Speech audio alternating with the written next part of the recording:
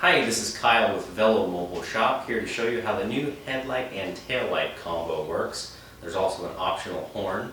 This is compatible with the Saunders e-bikes that have an aftermarket controller, as well as the Velomobile Shop, either 350 watt or 750 watt bikes. It is also compatible with the 1500 watt motor upgrade that's available for the Saunders. This is the aftermarket controller here.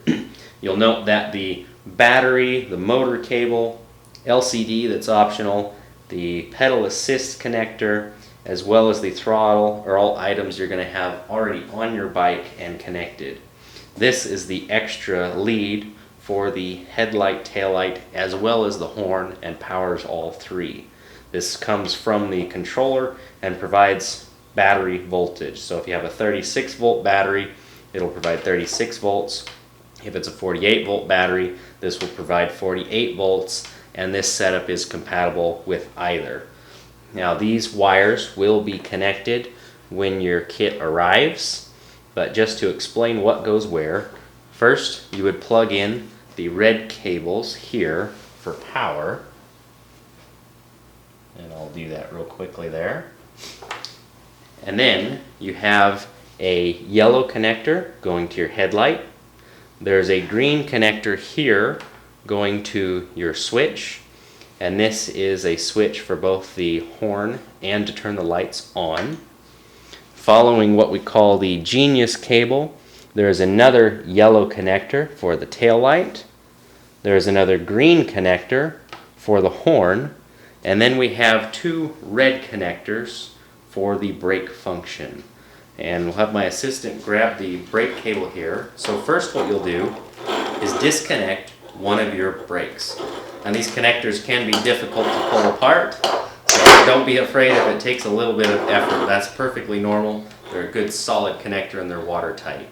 So take one of the brakes, and it doesn't matter if it's the right or left, and plug it into the appropriate red connector that's available on the Genius cable.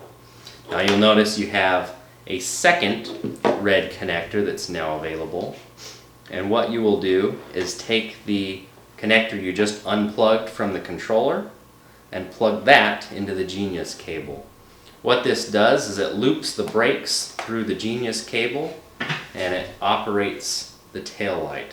So the tail light, you may have noticed, actually just came on. It's a little bit dim with the lights here, but I can dim the lights, and now you can see that the tail light, we'll dim a little more. So the tail light is on, but when you pull the brake levers, it will increase the brightness. And the headlight operates by the handlebar switch. So you have two switches here. There's the headlight, which is extremely bright. And then you also have the horn, which is very, very loud. And that's it. You may want to know about the LCD screen, which has a headlight function on it. The lights do not operate through the LCD.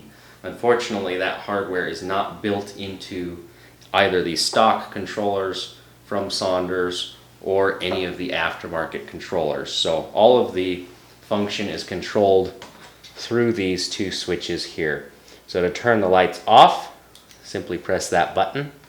You'll notice that the tail light does stay lit because it's still receiving some power from the controller. That's perfectly normal. Make sure, if you don't want your battery to die when you leave your bike parked somewhere, to turn your battery off. And if we turn the battery off, then the lights will dim and go off completely.